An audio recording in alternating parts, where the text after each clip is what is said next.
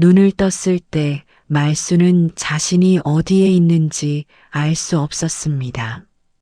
천장에서 쏟아지는 화려한 샹들리에의 빛이 눈을 찔렀습니다.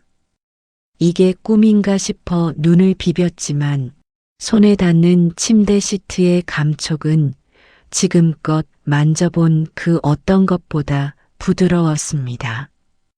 비단일까요? 아니면 그보다 더 고급스러운 무언가일까요? 말수는 천천히 상체를 일으켰습니다. 방은 넓었습니다. 아니, 넓다는 표현으로는 부족했습니다. 자신이 평생 살아온 집 전체보다 더 넓어 보이는 침실이었습니다. 대리석 바닥이 끝없이 펼쳐져 있었고 한쪽 벽면 전체가 통유리로 되어 있어 서울 시내가 한눈에 내려다 보였습니다. 새벽 햇살이 63빌딩과 남산타워를 비추고 있었습니다. 말수는 당황했습니다. 여기가 어디지? 나는 분명 집에서 잠들었는데.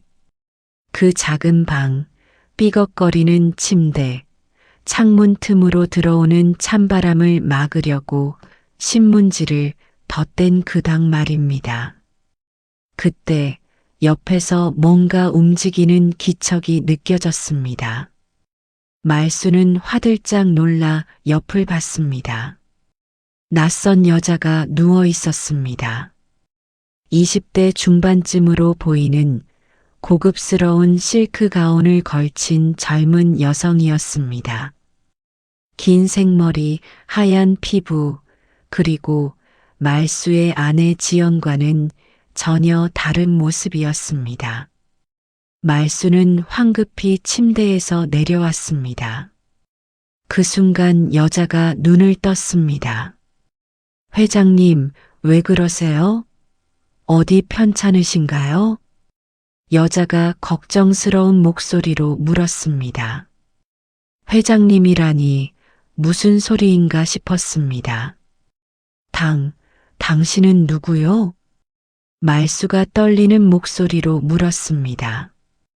회장님, 농담하시는 거죠? 전 제인이잖아요.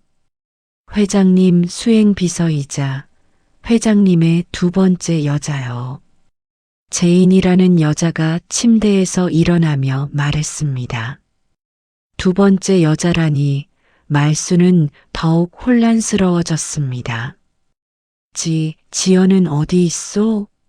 내 아내 말이요. 사모님 말씀이세요? 지금 캘리포니아에 가 계세요. 내일 돌아오시는 걸로 알고 있는데요. 회장님, 정말 괜찮으세요? 어제 술을 많이 드셔서 그런가. 말수는 비틀거리며 화장실로 향했습니다. 거울 앞에 섰을 때 그는 자신의 모습에 또 한 번 놀랐습니다.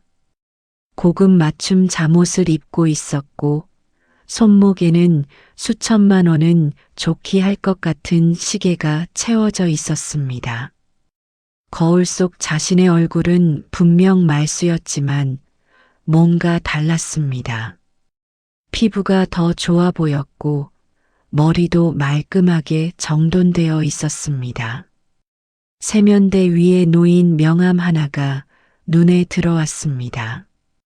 삼정그룹 회장 박말수. 말수는 그 명함을 집어들고 한참을 멍하니 바라봤습니다. 삼정그룹이라면 대한민국에서 세 손가락 안에 드는 재벌 기업이 아닙니까? 그 순간 말수는 깨달았습니다. 이것이 바로 자신이 두 번째로 빈 소원이라는 것을 말입니다. 여러분, 말수의 선택은 과연 올바른 것이었을까요? 이 이야기가 궁금하고 기대되신다면 구독 버튼을 눌러주시고 좋아요로 응원해주세요. 여러분의 작은 관심이 더 좋은 이야기를 만드는 큰 힘이 됩니다. 기억이 서서히 되살아났습니다.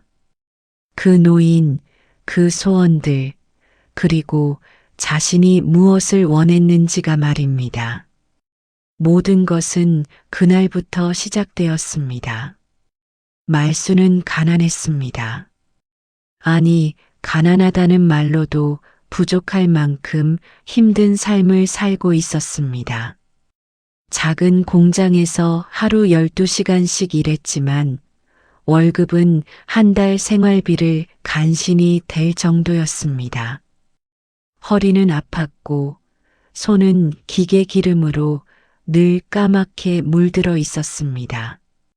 하지만 말수에게는 세상 무엇보다 소중한 것이 있었습니다.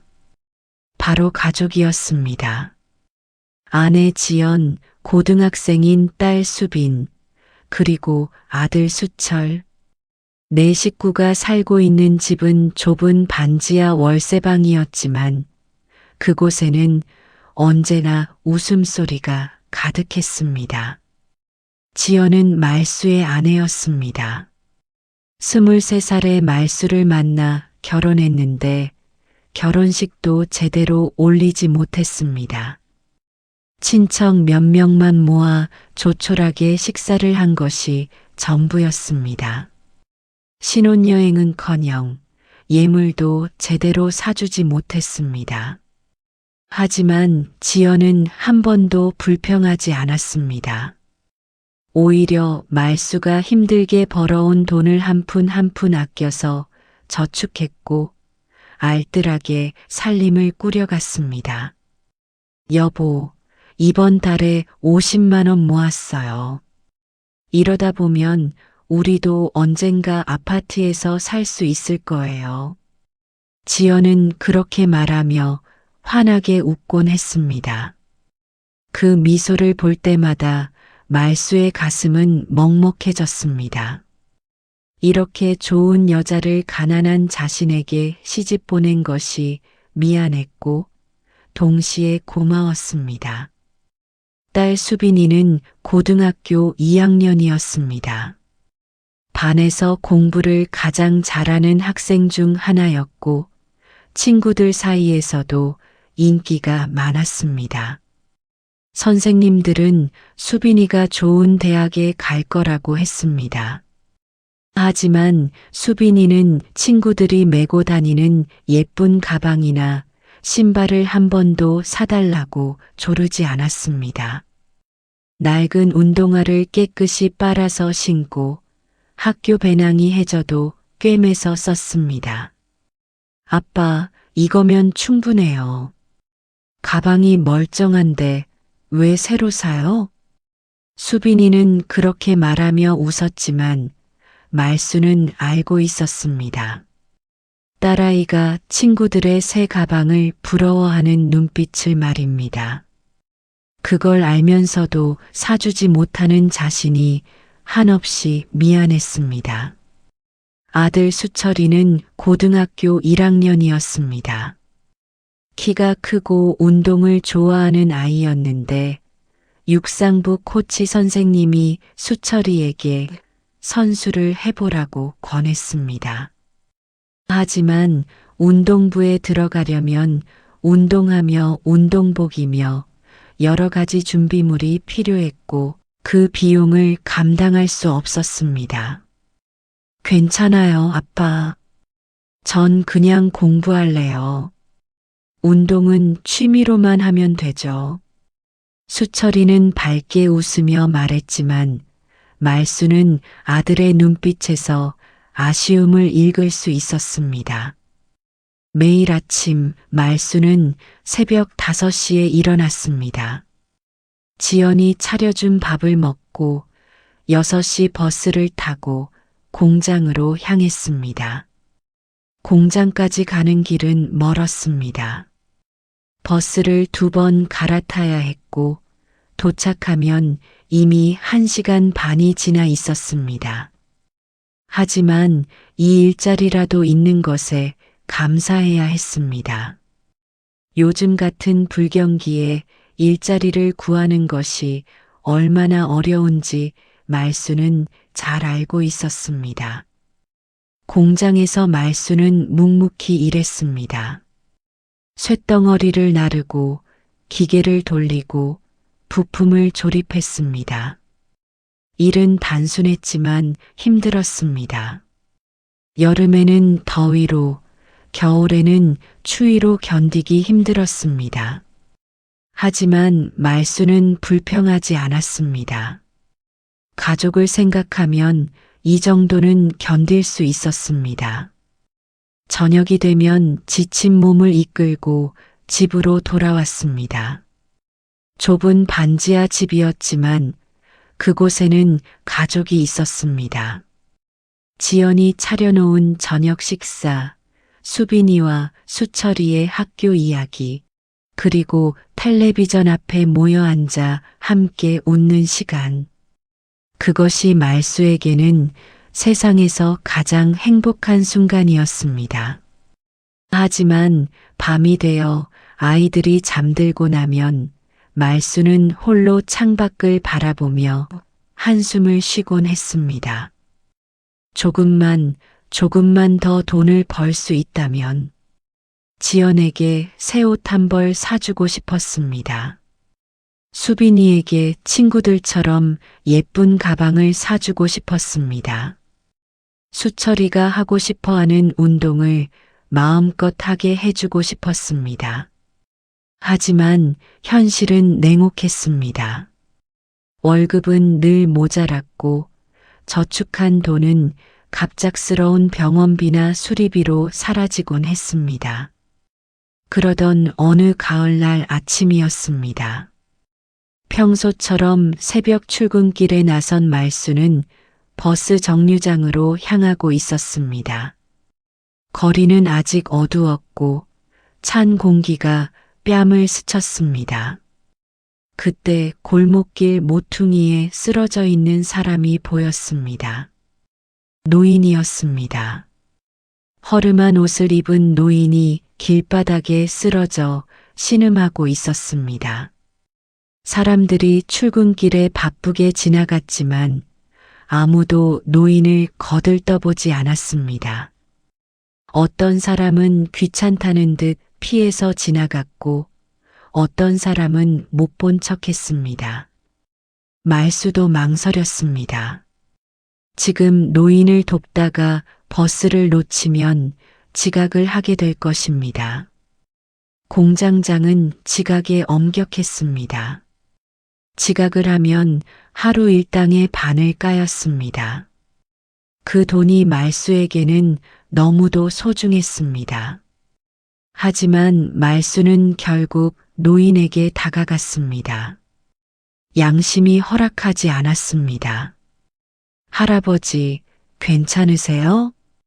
말수가 노인을 흔들자 노인이 가까스로 눈을 떴습니다. 창백한 얼굴, 떨리는 손, 식은 땀이 흐르고 있었습니다. 병원에 가셔야겠어요. 말수는 노인을 부축해 일으켰습니다. 노인의 몸은 깡마르고 가벼웠습니다. 택시를 잡아 타고 가까운 병원으로 향했습니다. 택시비가 아까웠지만 응급 상황이었습니다. 병원에 도착해 노인을 응급실에 데려갔습니다. 의사가 진찰을 하는 동안 말수는 밖에서 기다렸습니다. 시계를 보니 이미 출근 시간이 한참 지나 있었습니다. 공장장에게 전화를 걸어 사정을 설명했지만 돌아온 것은 차가운 핀잔뿐이었습니다. 그런 게 어디 있어요? 출근도 제대로 못하면서 오늘 하루 일당 반 깎을 거니까 알아서 하세요. 전화를 끊고 나니 마음이 답답했습니다. 하지만 후회는 되지 않았습니다. 사람이 쓰러져 있는데 그냥 지나칠 수는 없는 일이었습니다. 1시간쯤 지나 의사가 나왔습니다. 보호자이세요? 할아버님이 저혈당으로 쓰러지신 것 같네요. 다행히 큰 이상은 없고 링거 맞으시고 좀 쉬시면 괜찮으실 겁니다. 다행이네요. 그런데 보호자는 아니고요. 길에서 쓰러지신 걸 제가 모셔왔습니다. 아, 그러세요? 그럼 병원비는요? 말수는 주머니를 뒤적였습니다. 지갑에 있는 돈은 이번 주 생활비 전부였습니다. 지연이 꼼꼼하게 계산해서 준 돈이었습니다. 하지만 말수는 그 돈을 꺼내 간호사에게 건넸습니다. 이걸로 부족하면 제 전화번호 남길 테니 연락 주세요. 병원비를 내고 나오니 호주머니가 텅 비었습니다. 이번 주는 또 어떻게 버텨야 할지 걱정이 앞섰습니다. 하지만 묘하게도 마음은 가벼웠습니다. 공장에 도착했을 때는 이미 오전 근무 시간이 반이나 지나 있었습니다. 공장장이 험한 얼굴로 말수를 노려봤습니다. 박말수 씨, 이게 몇 번째예요? 이러면 다른 사람 써야 하는 거 아니에요? 죄송합니다. 다음부터 조심하겠습니다. 말수는 고개를 숙였습니다. 더 이상 변명하지 않았습니다. 변명한다고 상황이 나아지는 것도 아니었습니다. 그는 묵묵히 자리로 가서 일을 시작했습니다.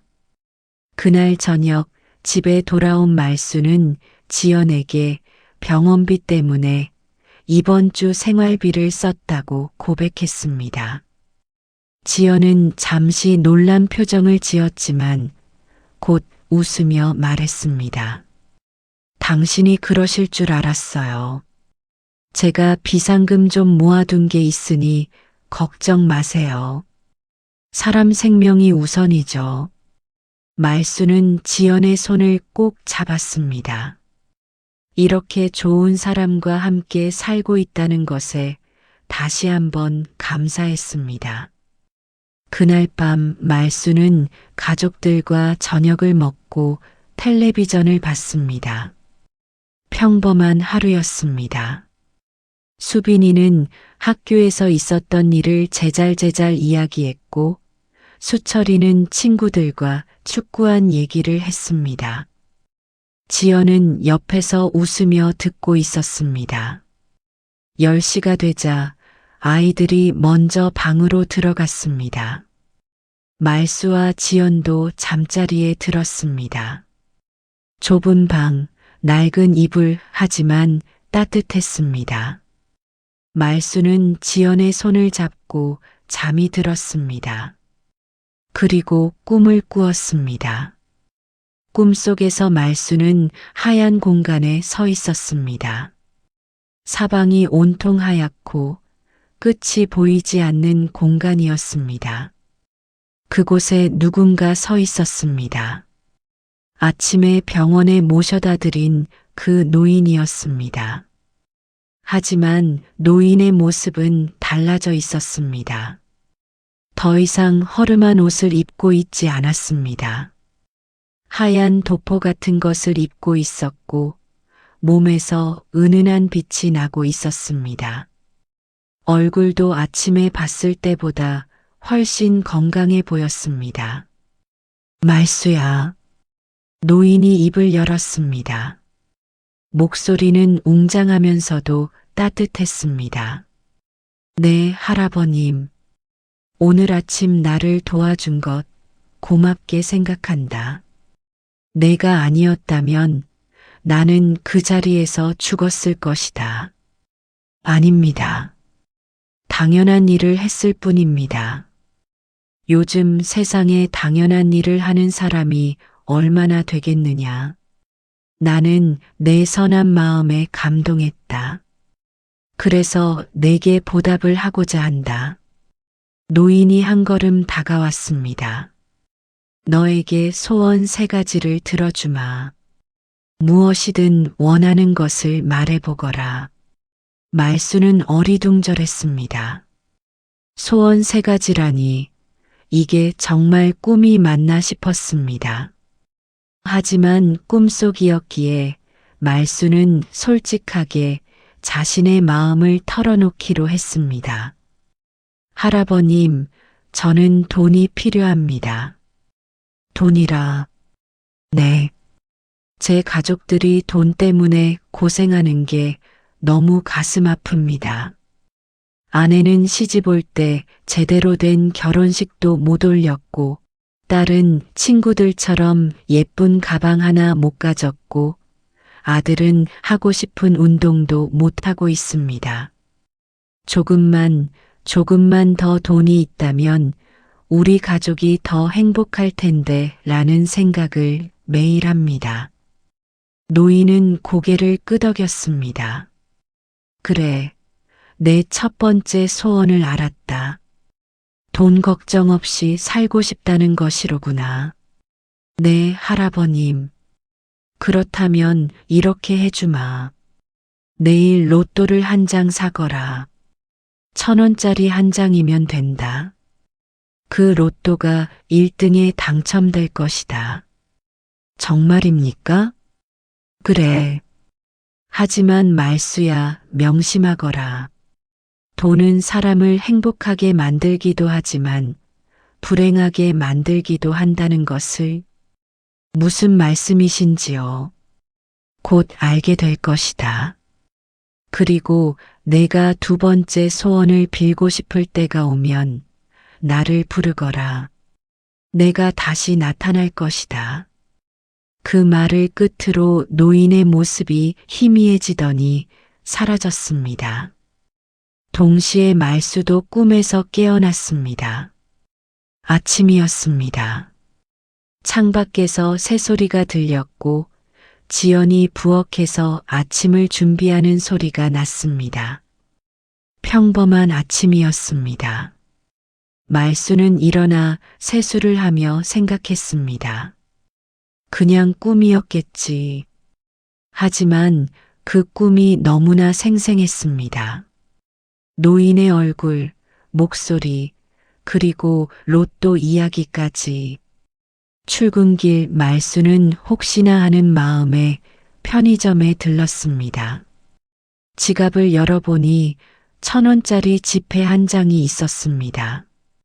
점심 먹을 때 쓰려고 남겨둔 돈이었습니다.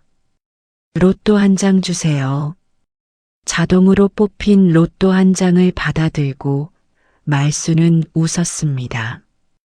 이게 정말 1등에 당첨되면 얼마나 좋을까.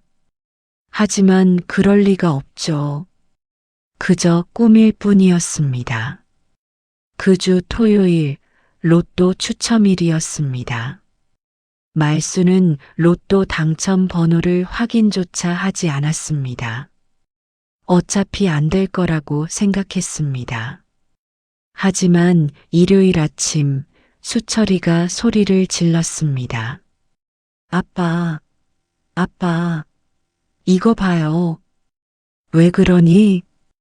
아빠가 산 로또 번호가 1등 당첨 번호랑 똑같아요. 뭐라고? 말수는 얼른 달려가 확인했습니다. 수철이 손에 들린 신문에는 이번 주 로또 당첨 번호가 적혀 있었고 말수가 산 로또와 똑같았습니다. 심장이 두근거렸습니다. 장난치는 거 아니지? 아니에요. 진짜라니까요. 인터넷으로도 확인해 봤어요. 지연이 달려왔고 수빈이도 나왔습니다. 온 가족이 로또를 들여다봤습니다. 그리고 모두 말을 잃었습니다. 1등 당첨금은 100억 원이었습니다. 그날부터 말수 가족의 삶은 완전히 바뀌었습니다. 당첨금을 받은 다음 주 말수는 회사에 사직서를 냈습니다. 더 이상 그 힘든 일을 할 필요가 없었습니다. 지연은 그동안 살던 반지하 월세를 정리하고 강남의 고급 아파트로 이사했습니다. 30평도 안 되는 작은 공간에서 살다가 100평짜리 펜트하우스로 이사한 것입니다. 아이들은 새 학교로 전학을 갔습니다. 강남에 있는 유명한 사립고등학교였습니다. 수빈이는 명품 가방을 메고 학교에 갔고 수철이는 최신형 운동화를 신었습니다. 처음에는 모두 행복해했습니다. 지연은 새 집을 가꾸느라 바빴고 아이들은 새 학교 친구들을 사귀느라 정신이 없었습니다. 말수도 여유롭게 시간을 보낼 수 있어서 좋았습니다. 하지만 시간이 지나면서 뭔가 이상한 일들이 벌어지기 시작했습니다.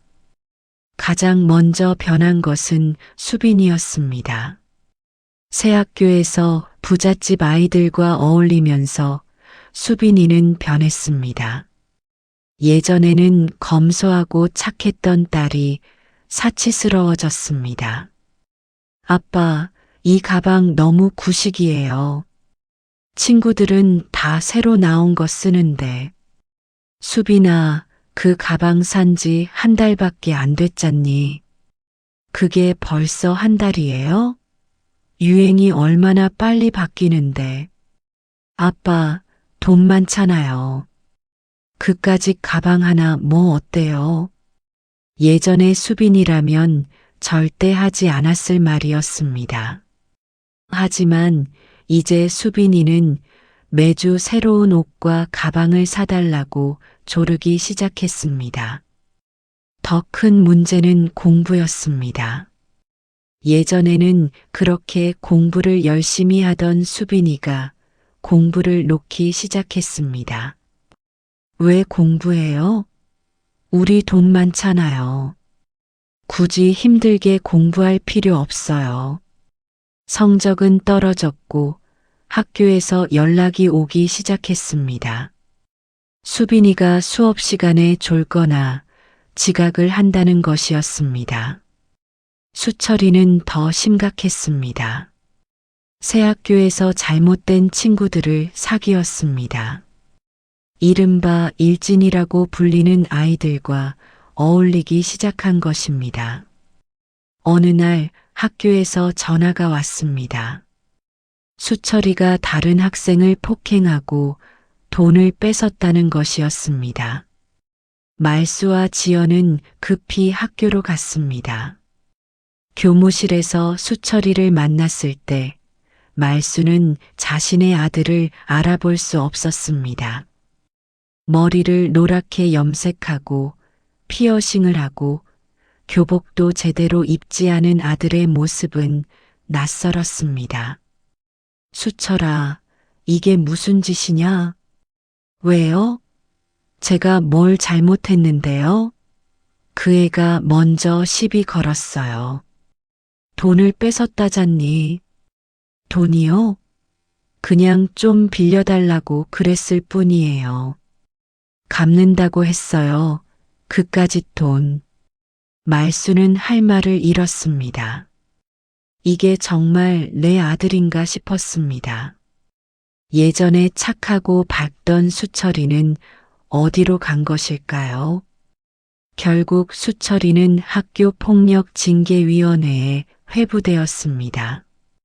며칠간의 정학 처분을 받았고 피해 학생 부모에게 합의금을 지불해야 했습니다.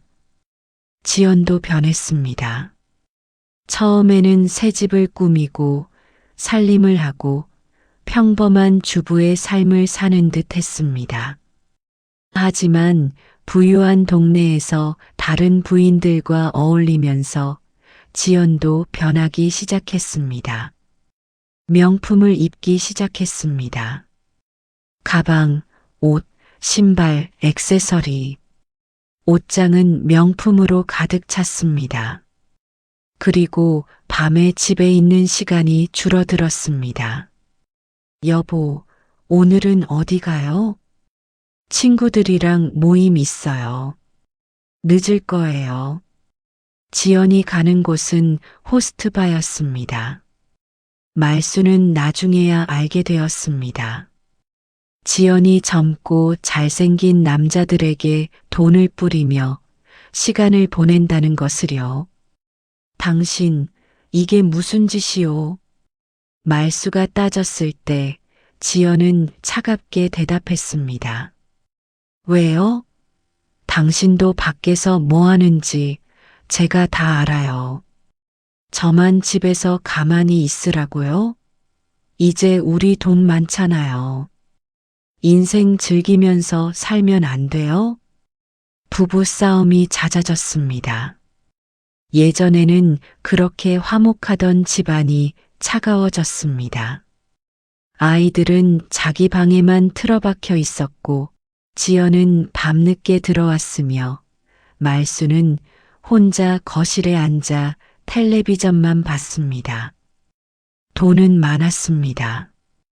통장에는 아직도 수십억이 남아 있었습니다. 하지만 행복은 사라졌습니다. 예전에 가난했을 때 좁은 반지하 월세방에서 네 식구가 옹기종기 모여 밥을 먹던 그때가 더 행복했습니다. 말수는 깨달았습니다. 노인이 했던 말의 의미를요. 돈은 사람을 행복하게 만들기도 하지만 불행하게 만들기도 한다고 했던 그 말입니다. 어느 날 밤 말수는 혼자 술을 마시고 있었습니다. 지연은 또 나갔고 아이들은 각자 방에 틀어박혀 있었습니다. 텅 빈 거실에서 홀로 술잔을 기울이던 말수는 눈물을 흘렸습니다. 내가 무슨 짓을 한 거야? 내가 가족을 망쳐버렸어. 그날 밤 말수는 술에 취해 쓰러져 잠이 들었습니다. 그리고 다시 꿈을 꾸었습니다. 하얀 공간에 다시 노인이 나타났습니다. 말수야, 다시 만나는구나. 할아버님, 어떠냐? 내가 원하던 대로 돈이 생겼는데 행복하냐? 말수는 고개를 떨구었습니다. 아닙니다. 저는 제 가족을 망쳐버렸습니다. 돈 때문에 모두가 변해버렸습니다. 그래, 내가 경고하지 않았더냐. 할아버님, 제가 잘못 생각했습니다. 우리 가족이 변한 이유를 알 것 같습니다. 말해보거라. 우리는 원래 가난했습니다. 갑자기 큰 돈이 생기니 그걸 감당할 수가 없었던 겁니다. 돈을 어떻게 써야 하는지, 어떻게 살아야 하는지를 몰랐던 겁니다. 그래서 제 두 번째 소원은 이겁니다. 차라리 우리가 태어날 때부터 부자였으면 좋겠습니다. 재벌가에서 태어나 어릴 때부터 부유하게 자랐다면 돈을 감당할 수 있었을 겁니다. 노인은 한참을 말수를 바라봤습니다. 정말 그것이 내 소원이냐? 네, 할아버님. 좋다. 그렇다면 두 번째 소원도 들어주마. 하지만 말수야, 이번에도 명심하거라. 돈보다 중요한 것이 있다는 것을. 무엇입니까? 곧 알게 될 것이다. 노인이 손을 들자 말수의 시야가 하얗게 변했습니다. 그리고 의식이 사라졌습니다. 눈을 떴을 때 말수는 처음 말한 그 호화로운 침실에 있었습니다. 삼전그룹의 회장, 대한민국 재계 서열 3위 안에 드는 거대 기업의 총수, 그것이 지금 말수의 신분이었습니다. 말수는 침실을 나와 저택을 둘러봤습니다. 끝이 보이지 않을 만큼 넓은 집이었습니다. 정원에는 분수가 있었고 수영장이 있었으며 테니스장까지 있었습니다. 집에는 집사와 하인들이 수십 명이나 있었습니다. 회장님, 아침 식사 준비되었습니다. 집사가 공손하게 말했습니다. 말수는 식당으로 향했습니다. 식탁은 길었고 온갖 음식이 차려져 있었습니다. 하지만 식탁에는 말수 혼자뿐이었습니다. 지연은 아니 제 아내는 어디 있습니까? 사모님께서는 현재 캘리포니아에 계십니다. 쇼핑과 파티 일정이 있으시다고 들었습니다. 아이들은요? 아드님과 따님 모두 해외 유학 중이십니다. 아드님은 영국에, 따님은 스위스에 계십니다. 말수는 혼자 식사를 했습니다. 맛있는 음식들이었지만 입에서 씹히지 않았습니다.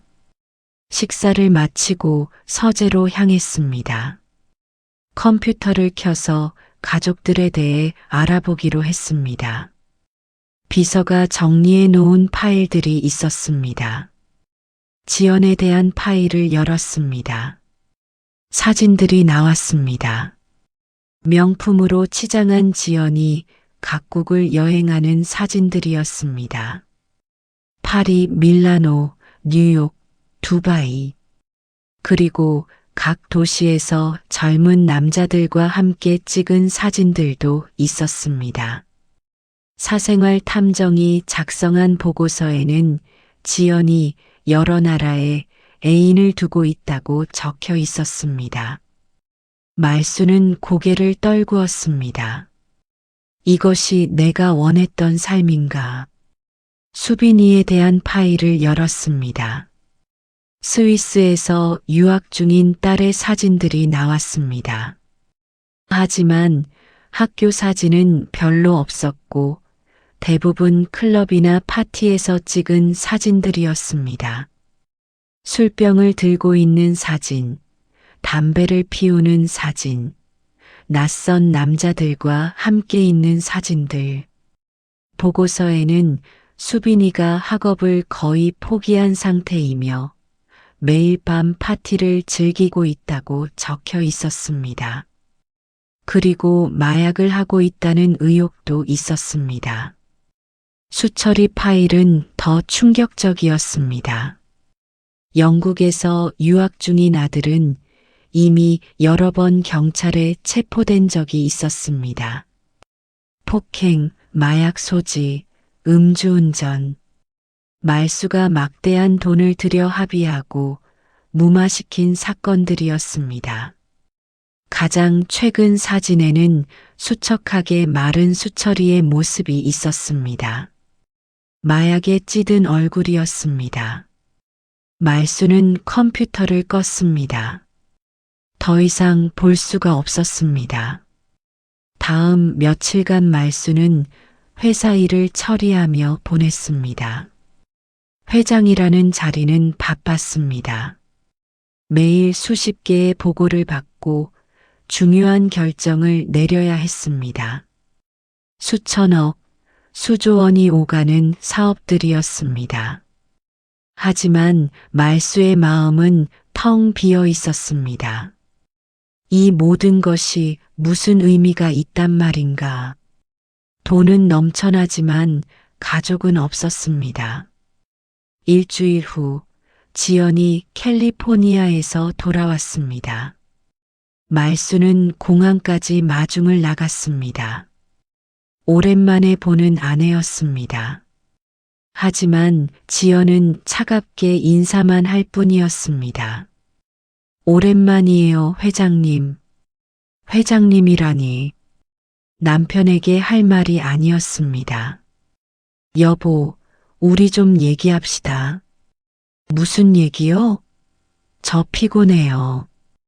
집에 가서 쉬고 싶어요. 차 안에서 말수는 조심스럽게 물었습니다. 아이들은 어떻게 지내고 있어? 아이들요? 잘 지내고 있겠죠. 돈은 충분히 보내주잖아요. 그게 아니라 건강은 괜찮고 학교 생활은 잘하고 있는지. 그런 건 비서들이 알아서 관리하잖아요. 제가 왜 신경 써야 해요? 말수는 더 이상 말하지 못했습니다. 이 사람이 정말 그 지연인가 싶었습니다. 예전에 아이들 이야기만 나오면 눈을 반짝이며 좋아하던 그 지연 말입니다. 집에 도착한 지연은 곧장 자기 방으로 들어가 버렸습니다. 이 집에는 부부의 방이 따로 있었습니다. 같은 집에 살지만 서로 다른 공간에서 지내는 것이었습니다. 말수는 혼자 서재에 앉아 있었습니다. 창밖으로 서울 야경이 보였습니다.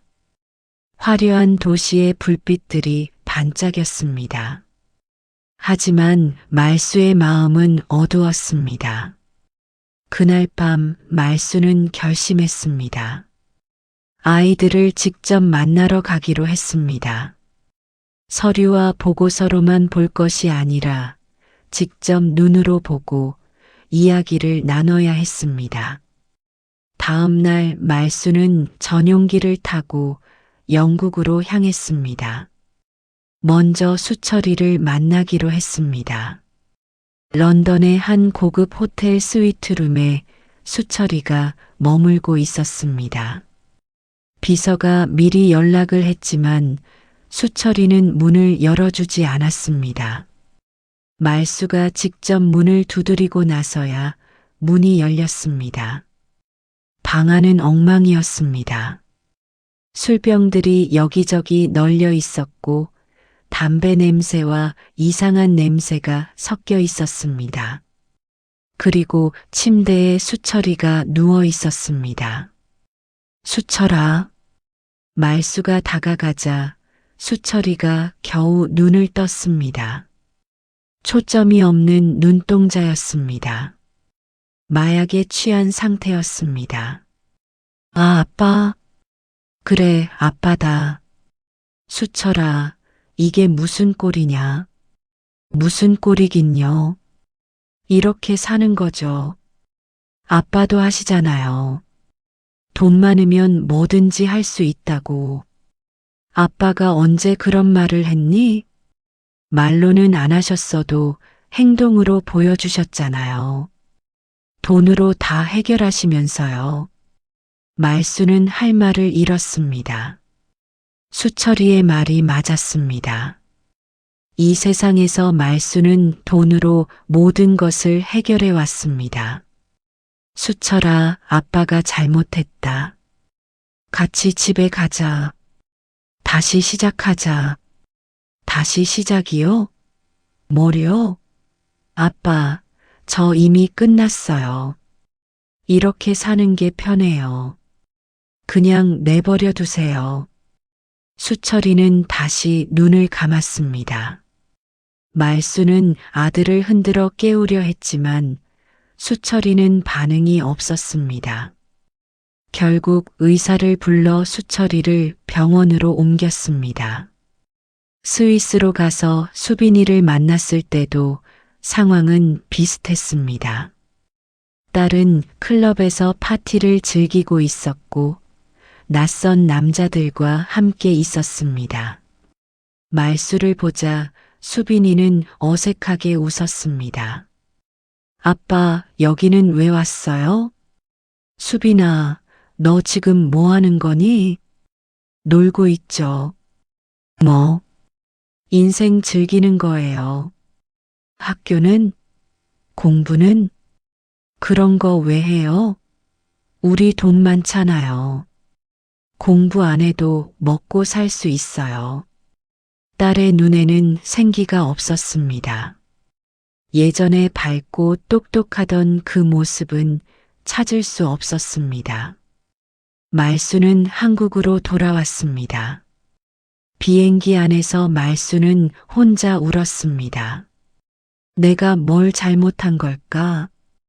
가족에게 더 나은 삶을 주고 싶었을 뿐인데 왜 이렇게 된 걸까? 한국에 도착한 말수는 바로 집으로 가지 않고 술집으로 향했습니다. 혼자 술을 마시며 하염없이 눈물을 흘렸습니다. 술에 취해 비틀거리며 집에 돌아온 말수는 침대에 쓰러졌습니다. 그리고 잠이 들었습니다. 다시 하얀 공간에 노인이 나타났습니다. 말수야, 할아버님, 어떠냐? 이번에는 행복하냐? 말수는 바닥에 주저앉아 울었습니다. 아닙니다. 저는 모든 걸 잃었습니다. 돈은 많지만 가족이 없습니다. 아내는 남이 되었고 아이들은 망가졌습니다. 이게 제가 원했던 삶이 아닙니다. 노인은 조용히 말수를 바라봤습니다. 이제 알겠느냐? 돈이 행복을 가져다 주지 않는다는 것을. 네, 할아버님. 이제야 깨달았습니다. 진짜 행복은 돈이 아니었습니다. 가난했지만 서로 사랑하며 살았던 그때가 진짜 행복이었습니다. 그래, 잘 깨달았구나. 할아버님, 제발 부탁드립니다. 마지막 세 번째 소원을 들어주십시오. 말해보거라. 모든 것을 처음으로 되돌려 주십시오. 로또에 당첨되기 전 가난했지만 행복했던 그때로 돌아가고 싶습니다. 좁은 반지하 월세방에서 네 식구가 옹기종기 모여 밥을 먹던 그때가 좋습니다. 노인은 고개를 끄덕였습니다. 좋다. 세 번째 소원도 들어주마. 말수야, 이제 진정한 행복이 무엇인지 깨달았구나. 네, 할아버님. 늦었지만 깨달았습니다. 행복은 가진 것이 많고 적음에 있지 않다. 서로를 아끼고 사랑하는 마음에 있단다. 내가 가진 가장 큰 보물은 돈이 아니라 가족이었던 것이다. 알겠습니다, 할아버님. 그럼 이제 돌아가거라. 그리고 말수야, 작은 선물을 준비해 두었으니 옷장 첫 번째 서랍을 열어보거라. 노인이 손을 들자 하얀 빛이 말수를 감쌌습니다. 짹짹짹 새소리가 들렸습니다. 말수는 눈을 떴습니다. 천장이 보였습니다. 낮고 좁은 천장이었습니다. 샹들리에도 없고 화려한 장식도 없는 평범한 천장이었습니다. 창문 틈으로 햇살이 비쳐 들어왔습니다. 작은 창문이었습니다. 하지만 그 햇살이 너무나 따뜻했습니다. 부엌에서 소리가 들렸습니다. 지연이 아침 준비를 하는 소리였습니다. 냄비가 부딪히는 소리, 물 흐르는 소리, 그리고 지연의 콧노래 소리까지. 아, 내가 먼저야. 비켜. 누나가 왜 먼저야? 내가 먼저 왔어. 수빈이와 수철이가 화장실을 먼저 쓰겠다고 투덜거리는 소리도 들렸습니다. 그만들 싸워. 아빠 깨워서 얼른 아침 먹어야지. 지연이 소리치는 소리까지. 말수는 눈물이 났습니다. 이 소리들, 이 소음들이 너무나 그리웠습니다. 이것이 진짜 집이었습니다. 이것이 진짜 가족이었습니다. 말수는 벌떡 일어나 부엌으로 나갔습니다. 지연이 앞치마를 두르고 된장찌개를 끓이고 있었습니다. 수빈이와 수철이는 화장실 앞에서 아직도 티격태격하고 있었습니다. 지연아. 말수가 지연을 껴안았습니다. 지연은 놀라며 물었습니다. 여보, 왜 그래요? 무슨 일 있어요?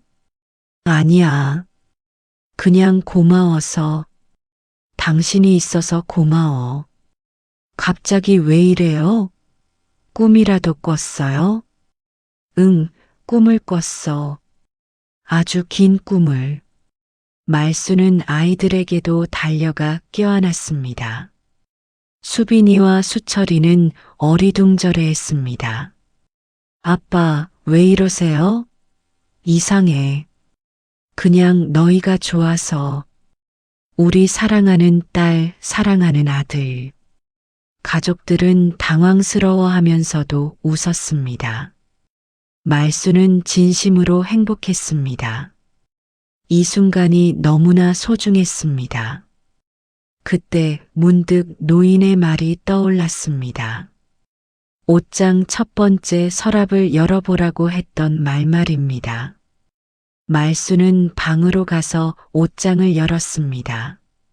첫 번째 서랍을 열자 거기에 3개의 선물이 놓여 있었습니다. 지연을 위한 가방 하나. 화려하지는 않지만 깔끔하고 예쁜 가방이었습니다. 수빈이를 위한 구두 한 켤레.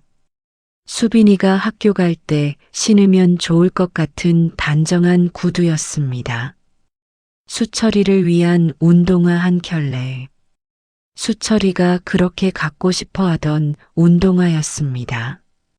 말수는 그 선물들을 들고 거실로 나왔습니다. 여러분, 선물이 있어요. 지연과 아이들이 모였습니다. 말수는 하나씩 선물을 건넸습니다. 여보, 당신 용돈 쓰지 말라고 했잖아요. 이런 거 왜 샀어요? 지연이 가방을 받아들며 말했지만 얼굴에는 미소가 가득했습니다. 우와, 아빠. 이 구두 내가 갖고 싶었던 거잖아. 수빈이가 구두를 신어보며 좋아했습니다. 대박. 아빠 최고. 수철이도 운동화를 들고 신나했습니다. 그리고는 말수에게 달려와 안았습니다. 수빈이도 따라와서 뺨에 뽀뽀를 했습니다. 아빠 사랑해요. 말수는 아이들을 꼭 안았습니다. 이 순간이 얼마나 소중한지 이제 알았습니다. 수십억, 수백억보다 이 순간이 더 값진 것이었습니다. 네 식구는 옹기종기 모여 아침을 먹었습니다. 좁은 식탁이었지만 따뜻했습니다. 된장찌개, 김치, 계란말이, 소박한 반찬들이었지만 맛있었습니다. 여보, 이 된장찌개 정말 맛있어. 그래요? 어제 시장에서 좋은 된장 샀거든요. 엄마, 계란말이 더 주세요. 오빠만 먹지 마. 나도 줘. 수빈이와 수철이가 계란말이를 놓고 또 티격태격했습니다. 하지만 그 모습조차 사랑스러웠습니다. 아침을 먹고 있는데 지연의 휴대전화가 울렸습니다. 지연이 전화를 받더니 갑자기 비명을 질렀습니다. 정말요? 정말 저희가 된 거예요? 엄마, 무슨 일이에요?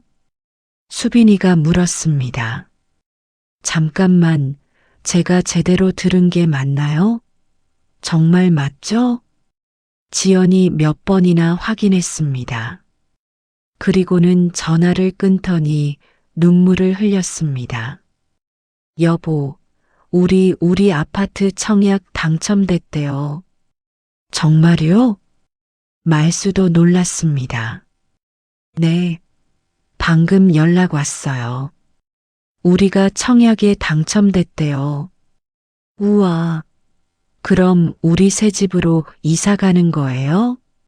수철이가 소리쳤습니다. 정말요? 우리 진짜 아파트에서 살게 되는 거예요? 수빈이도 신나했습니다. 그래, 우리 이제 아파트에서 살게 됐어. 말수가 말했습니다. 가족들은 서로 얼싸안고 좋아했습니다. 말수는 가족들의 환한 얼굴을 바라보며 생각했습니다. 이것이 진짜 행복이구나. 100억이 있어도 불행했지만 청약 하나에 이렇게 행복할 수 있구나. 그날 저녁 말수는 공장에서 돌아와 가족들과 저녁을 먹었습니다. 식탁에서는 아파트 이야기로 꽃이 피었습니다. 우리 방은 어떻게 꾸밀까? 거실은 넓을까? 베란다도 있을 거야. 가족들의 행복한 대화를 들으며 말수는 조용히 미소 지었습니다. 그날 밤 잠자리에 들기 전 말수는 창밖을 바라봤습니다. 별이 빛나고 있었습니다. 말수는 마음속으로 노인에게 감사를 전했습니다. 할아버님, 감사합니다. 저에게 진정한 행복이 무엇인지 깨닫게 해주셔서요. 행복은 가진 것이 많고 적음이 아니라 사랑하는 사람들과 함께하는 것임을 이제 알았습니다. 말수는 옆에서 잠든 지연의 손을 꼭 잡았습니다. 따뜻한 손이었습니다. 이 손을 잡고 평생을 함께 걸어갈 것입니다. 부자도 아니고 가난하지만 사랑으로 가득한 삶을 살 것입니다. 아이들 방에서 들리는 고른 숨소리, 부엌에서 똑똑 떨어지는 수도꼭지 소리, 이웃집에서 들리는 텔레비전 소리. 이 모든 소리들이 말수에게는 행복의 소리였습니다. 말수는 눈을 감았습니다. 그리고 편안하게 잠이 들었습니다. 더 이상 다른 소원은 없었습니다. 지금 이 순간 이 사람들과 함께하는 것, 그것이 말수의 유일한 소원이었습니다. 새벽녘 말수는 잠결에 무언가를 느꼈습니다. 따뜻한 기운이 방 안을 감쌌습니다. 그리고 익숙한 목소리가 들렸습니다. 잘 자거라 말수야. 이제 너는 진정한 부자가 되었다. 돈으로 셀 수 없는 가장 큰 부를 가진 것이다. 말수는 미소를 지으며 다시 깊은 잠에 빠져들었습니다. 다음 날 아침 햇살이 창문으로 들어왔습니다. 새로운 하루가 시작되었습니다. 말수는 눈을 뜨고 천장을 바라봤습니다. 낡은 천장이었지만 아름다웠습니다. 부엌에서 또 지연의 목소리가 들렸습니다. 여러분, 일어나요. 아침 먹어야지. 말수는 벌떡 일어났습니다. 오늘도 공장에 가야 했습니다. 힘든 일이 기다리고 있었습니다. 하지만 괜찮았습니다. 사랑하는 가족을 위해서라면 무엇이든 할 수 있었습니다. 세수를 하고 거실로 나온 말수는 아침 식탁에 앉았습니다.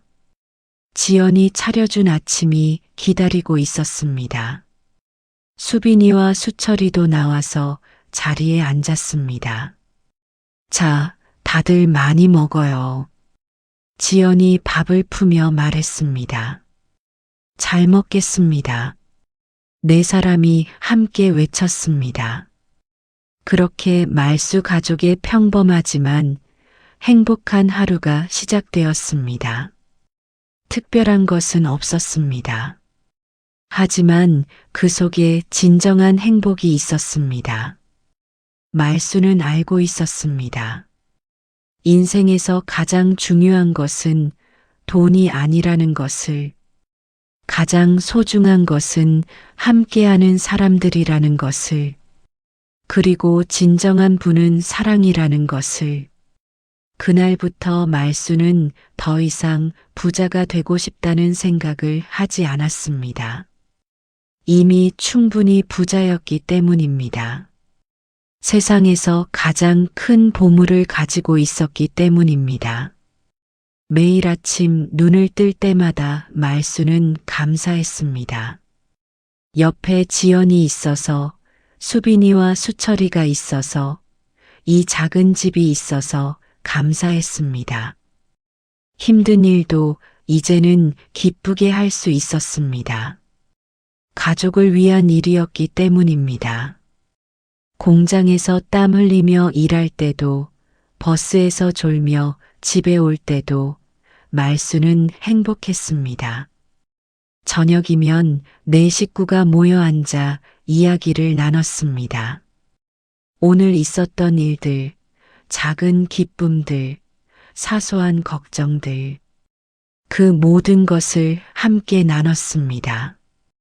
그리고 가끔 말수는 그 꿈을 떠올렸습니다. 100억이 있었던 삶, 재벌 회장이었던 삶. 그 꿈들은 이제 교훈이 되었습니다. 무엇이 진짜 중요한지를 일깨워주는 교훈이었습니다. 세월이 흘러 말수 가족은 새 아파트로 이사를 갔습니다. 넓지는 않았지만 깨끗하고 따뜻한 집이었습니다. 수빈이와 수철이는 각자 방을 갖게 되었고 거실에는 햇살이 가득 들어왔습니다. 수빈이는 열심히 공부해서 좋은 대학에 갔습니다. 수철이도 꿈을 이루어 운동선수가 되었습니다. 지연은 작은 가게를 운영하며 보람을 느꼈습니다. 말수는 여전히 공장에서 일했지만 이제는 반장이 되어 있었습니다. 부자는 아니었습니다. 여전히 돈을 아껴 써야 했고 가끔은 힘든 일도 있었습니다. 하지만 말수 가족은 행복했습니다. 진정으로 행복했습니다.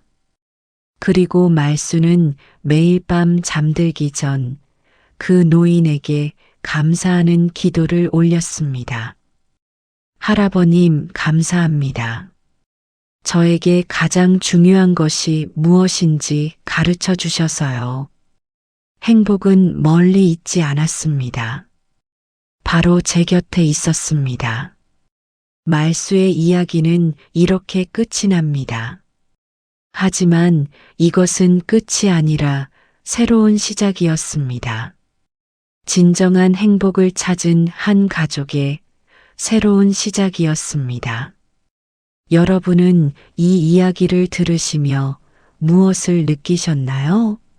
말수처럼 진정한 행복이 무엇인지 깨닫는 순간이 있으셨나요?